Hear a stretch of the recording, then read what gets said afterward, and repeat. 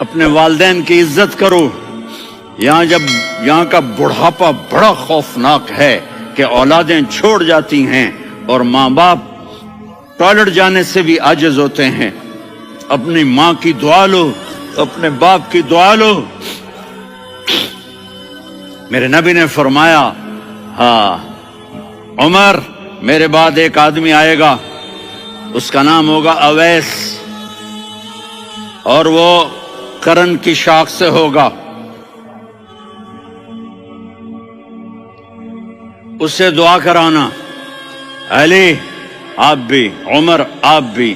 یا رسول اللہ کس لیے؟ کہ اس نے ماں کی ایسی خدمت کی ہے کہ جب ہاتھ اٹھاتا ہے اللہ اس کے ہاتھ خالی نہیں لوٹاتا. حضرت عمر رضی اللہ تعالی عنہ نے حج کے موسم پر سارے حاجی کھڑے کر لیے. کہا بھائی یمن والے کھڑے رہو, باقی بیٹھ جاؤ.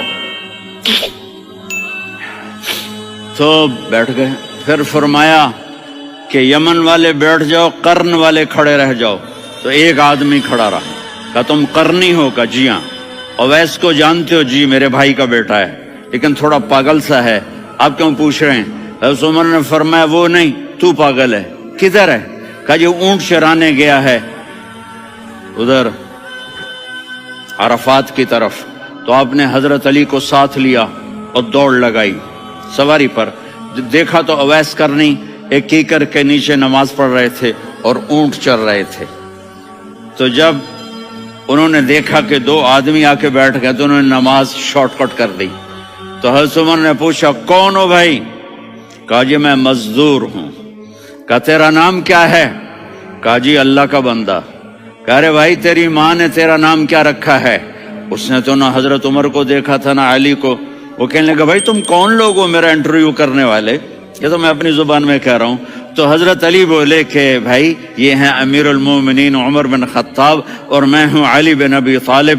تو وہ ایسے کانپنے لگے. میں معافی چاہتا ہوں, میں پہلی دفعہ آیا ہوں, میں نے آپ کو دیکھا نہیں. فرمائیے آپ. حضرت عمر نے کہا ہاتھ اٹھا ہمارے لیے دعا کر. تو وہ رونے لگی.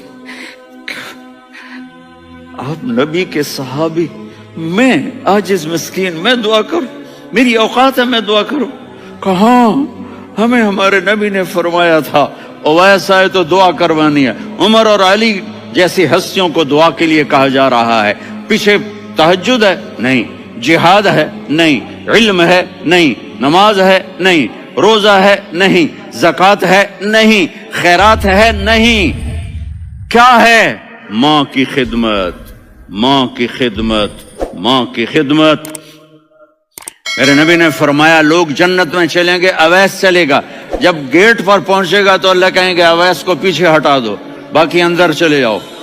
تو اویس کرنے ڈر جائیں گے کہ یا اللہ جنت کے دروازے پر مجھے پیچھے ہٹا دیا. تو اللہ کہیں گے پیچھے دیکھو, ویسے پیچھے مڑ کے دیکھیں گے تو لوگوں کا مجمع ہوگا جو جہنم میں جا رہے ہوں گے, ایمان والے, گنہگار مسلمان.